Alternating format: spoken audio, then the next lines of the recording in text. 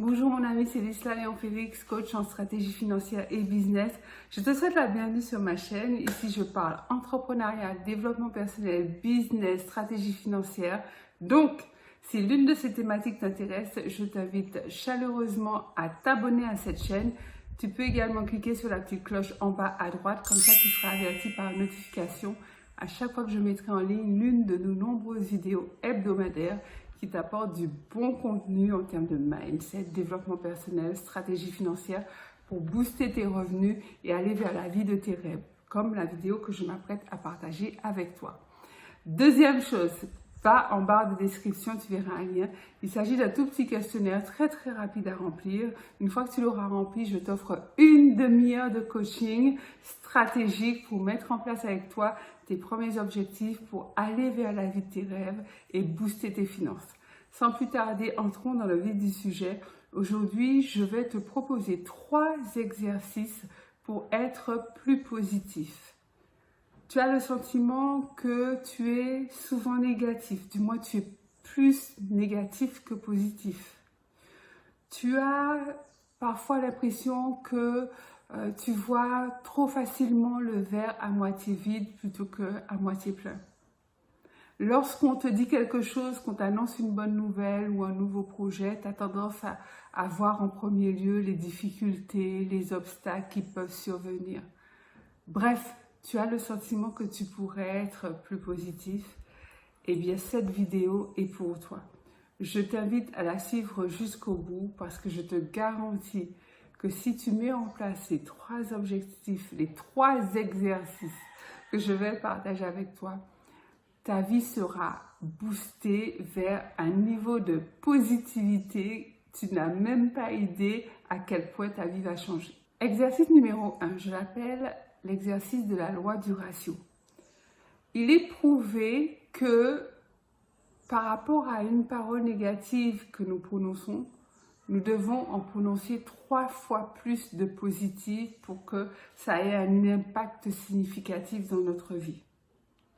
Donc, au cours de la semaine à venir, tous les jours, ce que je te demande, c'est de surveiller tes propos.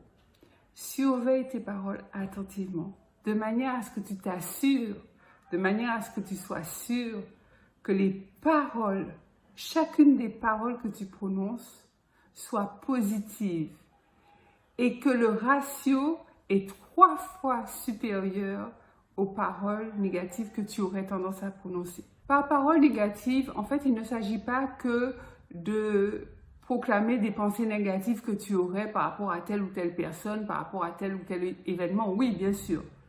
Il s'agit également de colporter des ragots, de colporter des commérages, de ressasser de mauvaises nouvelles, de ressasser un passé négatif et qui est déjà terminé depuis belle lurette, de rappeler au souvenir des gens des mauvais événements, enfin des choses qui ne sont pas plaisantes, de dire des paroles blessantes. Enfin, tout ce package-là constitue des paroles négatives. Donc, tu t'astreins à ne plus les avoir et tu t'astreins à remplacer tout cela par des paroles positives. Si tu n'arrives pas pour le moment à dire des paroles positives que tu souhaiterais, dans ces cas-là, tu ne dis rien. Plutôt que de prononcer des paroles négatives, tu ne dis rien à la place. C'est mieux, c'est beaucoup mieux. Exercice numéro 2, je cultive ma gentillesse. Dans cet exercice, tu vas t'astreindre à être volontairement et consciemment gentil avec une personne de ton choix, une personne qui ne s'y attend pas forcément et une personne qui ne t'a rien demandé. Ou alors, si on t'a demandé un service et que tu n'avais vraiment pas l'intention de le rendre, pas parce que tu n'en avais pas la possibilité, mais simplement parce que tu n'en avais pas l'envie, à ce moment-là, tu peux décider de manifester ta gentillesse en acceptant de rendre ce service. L'idée, c'est que chaque jour, tu manifestes un acte de gentillesse de manière consciente et volontaire envers une personne différente tous les jours.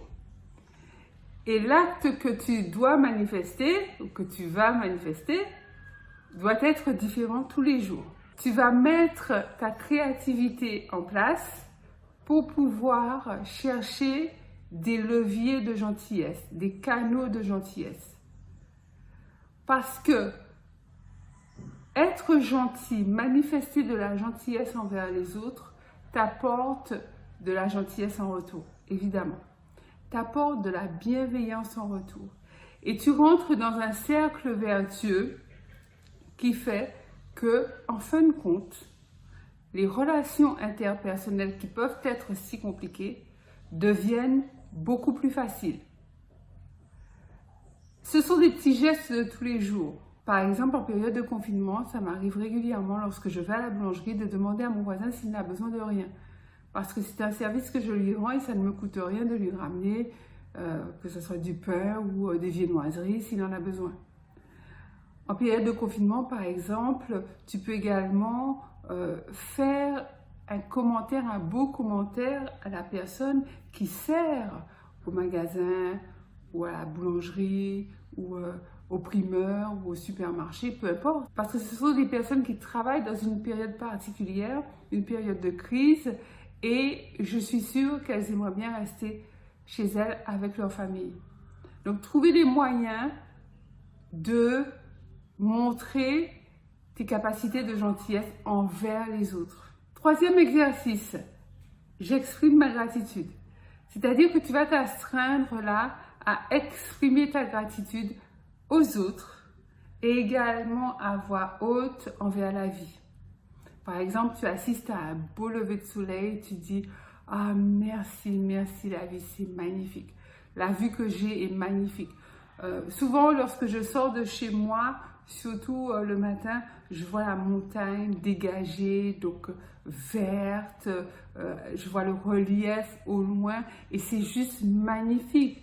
Donc, je suis heureuse, ça me rend heureuse. Donc, je manifeste cette gratitude envers Dieu, envers la vie, envers la nature. Et ça fait du bien, ça fait du bien. Tu peux aussi manifester ta gratitude envers les gens qui t'entourent. Par exemple, quelqu'un t'a indiqué ton chemin ou quelqu'un a fait quelque chose de particulier pour toi, lui dire merci, mais un merci, pas juste un merci, le merci qu'on dit quand on demande l'heure, merci vite fait. Non, non, vraiment, le merci de ce que tu viens de faire pour moi m'a beaucoup aidé. Ou ce que tu as fait pour moi la semaine dernière, tu ne peux pas savoir à quel point ça m'a aidé. En fait, j'exprime ma gratitude, tu peux l'exprimer à voix haute, tu peux l'écrire dans un carnet de gratitude. Donc, si tu n'en as pas, je t'invite à en acheter un.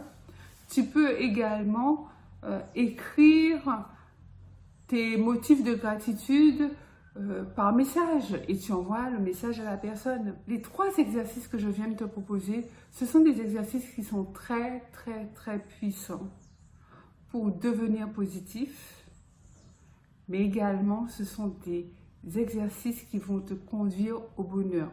Parce que l'énergie, la vibration positive dont tu te baignes, à chaque fois que tu fais ces exercices, te mettent dans un niveau élevé de vibration qui forcément augmente ton niveau de bonheur.